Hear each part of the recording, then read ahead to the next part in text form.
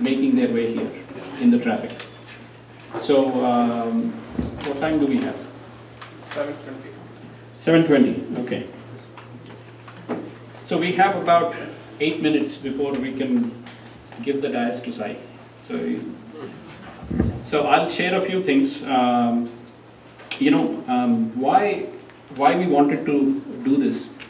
I arrived here in '89, first time going out of India, and then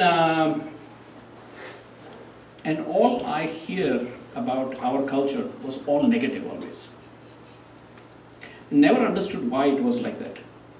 It took me many years to really figure it out, because being in India at that time, growing up in India, it was a very different place. The world was not connected as much as it is now.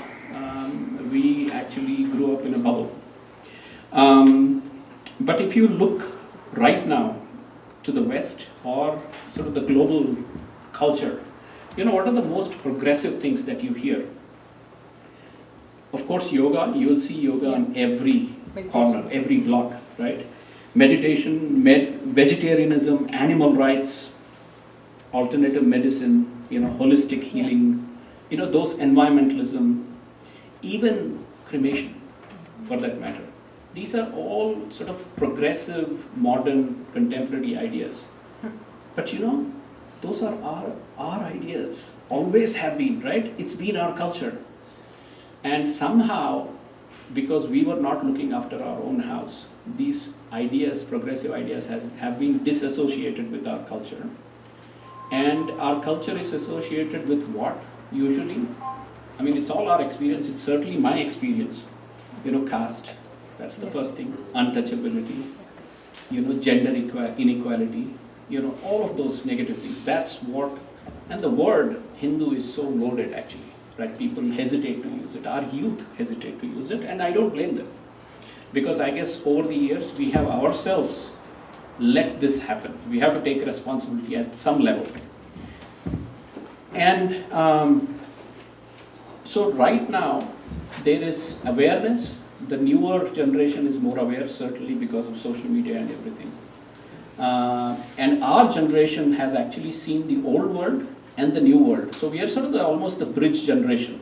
We have bridged the pre-internet era where we used to hear cricket commentary on shortwave radio, and then we are also on Twitter, right?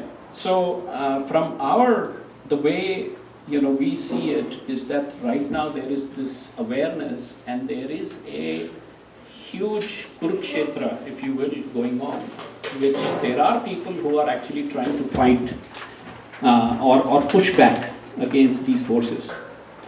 And of those forces,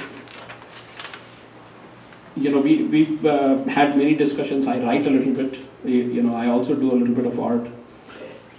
In this Kurukshetra, there are probably 5 different pillars that we need to take care of and that are so important. One is sort of the academia education area, right? We have been busy making doctors and engineers.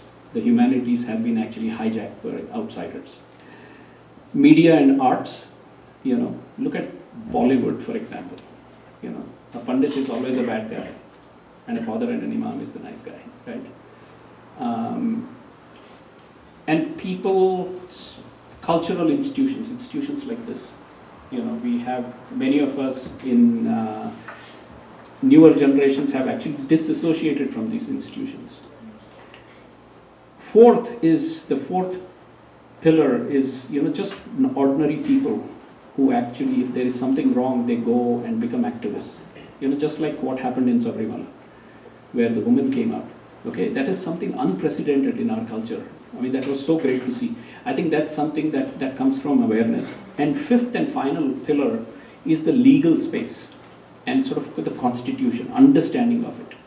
These 5 pillars are there, but they are very unsophisticated, crude. People actually vent their angers and almost we shoot ourselves in the foot. And in this space, there are few people whose work I see, and it gives me great joy. And that one pillar that was always absent was the legal space. And that is why Sai Deepak is so special and very dear And in fact, the first time I talked to him, I called him Sai. I hope you didn't mind it. This is actually, it's not just because you are younger, but just like just like your Ishta Devata, you say Krishna, right? Your Ishta Purusha also, you call him by first name. Okay? So it's all love. All right. So I think, I don't want to give the usual cliched, introduction of, who is, engineer turned litigator, that all you can read.